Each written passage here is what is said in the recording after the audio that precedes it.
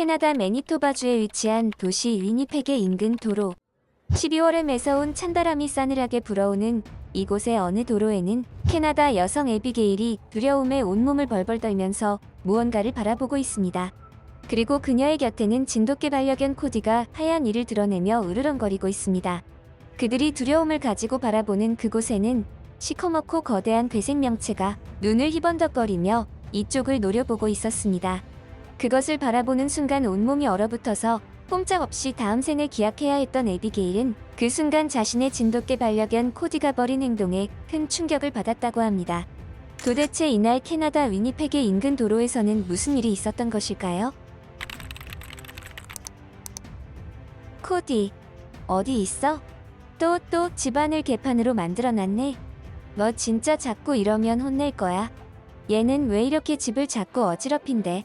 제가 사는 곳인 캐나다 위니펙의 겨울은 추위가 아주 매섭습니다. 어쩌면 제가 진돗개를 입양하게 된 것은 큰 실수였는지도 모른다고 생각하고 있었죠.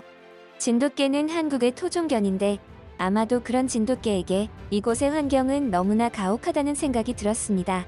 사실 저는 다른 사람들과는 조금 다른 성격을 가지고 있었습니다. 남들은 그것을 보고 결벽증이라고 표현하더군요. 하지만 저는 그저 남들보다 조금 더 깔끔한 성격이라고 표현하고 싶습니다. 그러다 보니 어쩌면 진돗개를 반려견으로 키우게 된 것이 처음부터 잘못된 인연이 아니었나 하는 생각을 하기도 했었죠.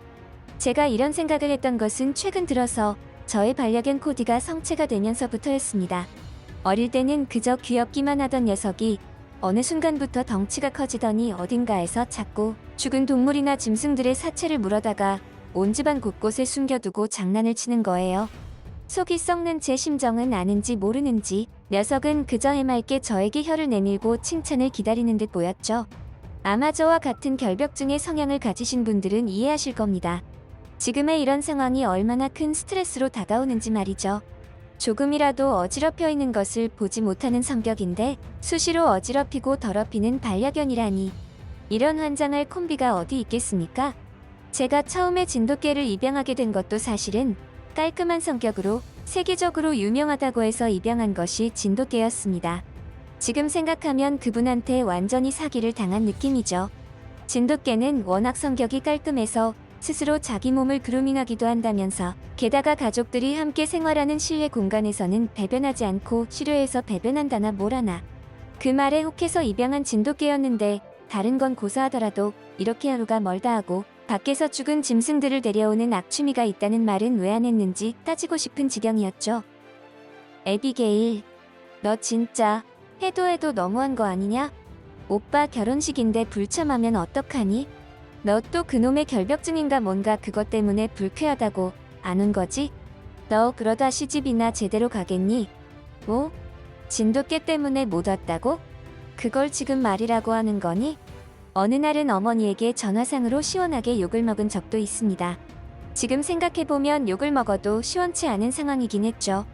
하지만 제 입장에서는 어쩔 수가 없는 상황이었습니다. 저의 반려견 코디가 그날은 컨디션이 엄청 좋았는지 어딘가에서 온갖 종류의 동물 사체들을 집으로 가져와서 인테리어를 하더라고요. 개 중에는 거의 아나콘다급의 대형 뱀도 있었는데 이런 건 어디에서 잡아왔는지 그저 혀를 내둘렀죠. 그 바람에 온종일 집안 청소를 한다고 전화도 받지 못하고 오빠의 결혼식도 깜빡해버리고 참석을 못한 거였어요. 그런 저의 핑계를 물론 어머니는 믿지 않으셨지만요. 오빠에게는 미안한 마음에 두 번째 결혼식은 꼭 참석하겠노라고 미안하다고 했죠. 그런데 실제로 얼마 지나지 않아서 오빠는 이혼했더라고요. 그러고 보면 제가 가지 않은 것이 다행인지도 모르겠네요. 그날 이후로 저는 도저히 이대로는 안 되겠다고 생각했습니다. 제가 개인적으로 스트레스를 받는 것도 문제였지만 저뿐만 아니라 다른 가족들에게도 피해를 주는 상황까지 갔었기 때문에 이대로 방치해서는 안 되겠다고 생각했죠. 그래서 저는 진돗개 코디의 그러한 나쁜 습관들을 고치기 위해서 훈련을 시키기로 다짐했습니다. 저는 사실 코디를 키우는 것이 반려견을 처음 키우는 것이었기에 모르는 것 투성이었습니다. 그래서 친구한테 이것저것 물어보니 인터넷 사이트를 하나 추천받았고 그곳에서 많은 애견 정보들을 얻을 수 있었죠. 제가 첫 번째로 시행한 훈련 방법은 코디에게 올바른 행동을 인지시켜주기 위한 훈련의 일환이었습니다. 적절한 리드 훈련과 호출 명령 등을 통해서 코디에게 올바른 행동과 그렇지 못한 행동을 관리해주고 인지시켜주는 훈련이었죠. 그래서 코디가 또 외부에서 짐승 사체를 가져다 오면 제 앞에 앉아놓고 온종일 훈계하기도 했습니다. 처음에는 주눅이 조금씩 드는가 싶더니 워낙에 영리한 게다 보니 제가 뭘 원하고 있는 건지 금방 알아차렸습니다. 희망이 보이기 시작했죠. 하지만 그 희망이 산산이 부서져 버리는 데는 그리 긴 시간이 필요하지 않았습니다. 훈계하더라도 딱 그 순간뿐이었습니다. 집안에 사체를 넣어 놓는 경우는 조금씩 줄었지만 그 행위 자체를 그만두지는 않았어요. 오죽하면 그런 코디의 모습들을 맥없이 바라보며 차라리 제 결벽증 성격을 고치는 게 빠르겠다는 생각이 들기도 했죠. 그도 그럴 것이 인터넷 사이트에 찾아본 정보에 따르면 저런 반려견의 행동들이 어느 정도 고칠 수 있는 게 있고 그렇지 않은 게 있다는 사실을 알았습니다. 개 자체의 본능적인 부분들은 훈련으로도 고치는 게 힘들 수도 있다고. 그렇게 따지면 실제로 코디의 그런 습관을 고치는 것보다 제 결벽증 성격을 고치는 게 서로를 위해 더 좋을지도 모른다고 생각했던 것이죠. 그렇다고 해도 이대로 포기할 수는 없었습니다. 하는 데까지는 해보고 포기를 하더라도 해야 한다고 생각했죠. 그 일이 있기 전까지는 나름대로 굳건하게 훈련할 것이라 생각했습니다. 그렇게 포기하지 않고 코디에게 훈련을 지속해서 하던 날들이 이어졌습니다. 그런데 그 사달이 나고 말았죠. 저희 이웃집에는 아주 음침하고 괴팍한 할아버지가 사셨는데 워낙 성격이 괴랄해서 아무도 그 할아버지와 말을 섞고 싶지 않아 했습니다. 그런데 그 할아버지가 다짜고짜 화가 잔뜩 난 상태로 저에게 찾아왔죠. 이봐, 여기 개 키우지? 저 녀석 맞네. 자네가 키우는 저 개가 우리 집 이쁜이를 순식간에 물어 죽여서 어딘가로 데려갔어. 이거 어쩔 거야? 우리 이쁜이가 얼마나 고귀하고 값비싼 녀석인 줄 알아? 당신한테 손해배상 청구할 거야. 할아버지가 말씀하시는 이쁜이의 정체는 바로 며칠 전 코디가 잡아온 구렁이였습니다. 그러고 보니 얼마 전에 그 큰 뱀이. 아이고 저런, 할아버지 정말 죄송합니다. 최대한 훈련을 시키고 있는데 아마 할아버지네 뱀을 사냥감으로 오해하고 그런 일을 저질렀나 봐요. 변상은 꼭 해드리겠습니다. 정말 죄송해요.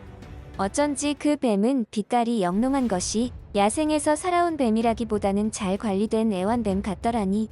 크기도 엄청나게 크던데 엄청 비싼 거 아닌지 모르겠네. 어휴, 코디 녀석 때문에 이게 다 무슨 일이야. 도저히 제가 감당할 수 없는 녀석이라는 생각마저 들었죠. 결국 저는 힘든 결정을 하고야 말았습니다. 조금은 극단적인 방법이었죠.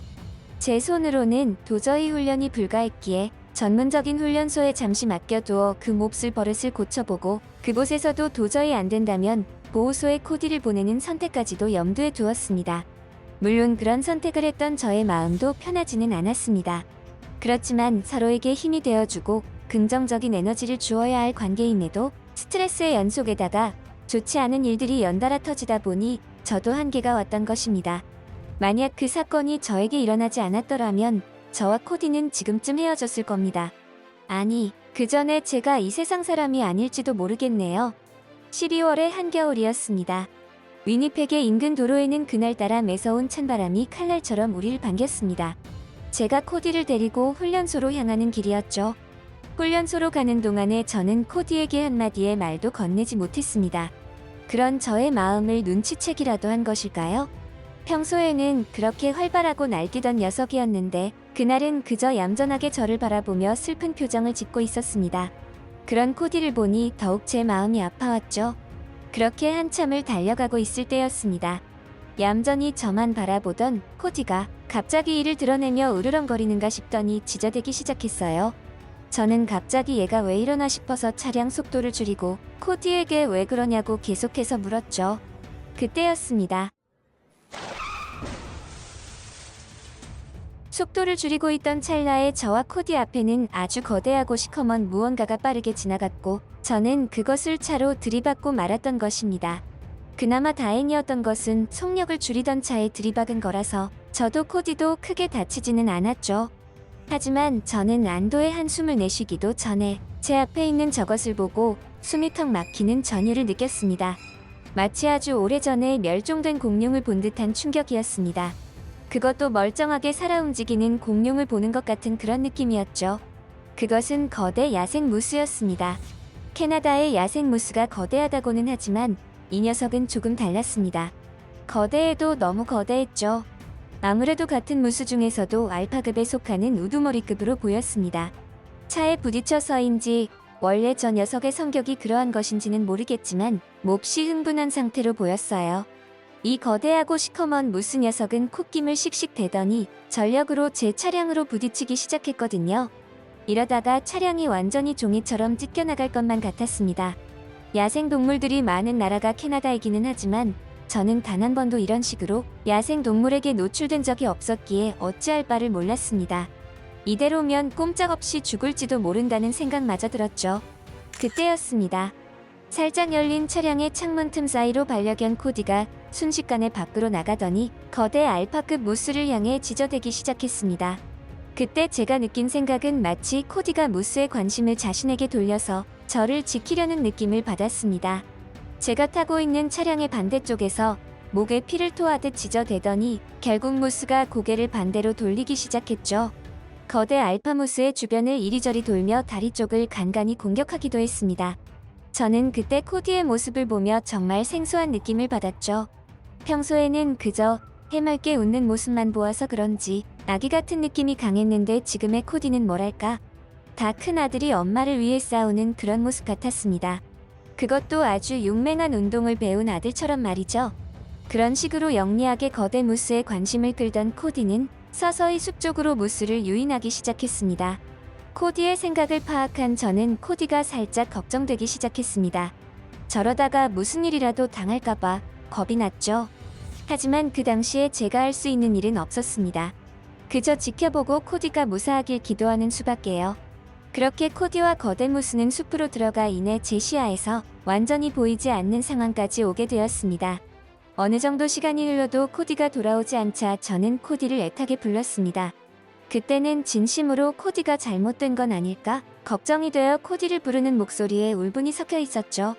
혹시라도 코디가 돌아오면 곧바로 차에 탑승시키고 도망가기 위해서 시동을 걸어놓고 창문도 활짝 열어놓은 상태였습니다. 바로 그때였죠. 제 목소리를 들은 코디가 숲에서 있는 힘껏 뛰어오기 시작했습니다. 그리고 얼마 지나지 않아 거대 무스도 숲에서 튀어나왔죠. 바닥에는 눈이 소복하게 쌓여있는 상황임에도 거대한 몸집의 무스는 아랑곳하지 않고 무서운 속도로 코디를 뒤쫓았습니다. 잔뜩 약이 올라있는 것처럼 말이죠. 저는 코디를 태우고 곧바로 그 자리에서 도망을 쳤습니다. 제가 도망을 간 방향은 훈련소 방향이 아닌 집으로 가는 방향이었습니다. 그날 이후 저와 코디는 조금은 변화된 관계를 보였습니다. 뭐랄까? 서로 성격이 안 맞는 가족이 조금씩 양보하며 살아간다고 해야 할까요? 저는 강박증 같은 결벽 증세를 조금씩 고치기 시작했고 코디도 외부에서 죽은 짐승을 집으로 물어오는 일을 자제했습니다. 나중에 알게 된 사실이지만 코디의 저런 행동들은 진돗개 특유의 사냥 본능이라고 하더군요. 그렇기에 그토록 고치기 힘들었나 봅니다.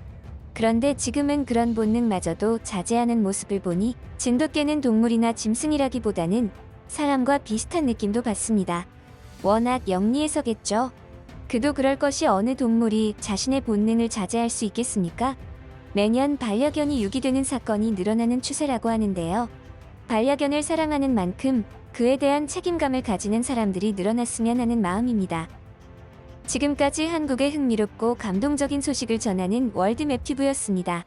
캐나다인 에비게일 씨의 사연 어떠셨나요? 여러분들은 어떻게 생각하시는지 의견을 남겨주세요. 구독과 좋아요는 영상을 제작하는 데 큰 힘이 됩니다. 끝까지 시청해주셔서 감사합니다.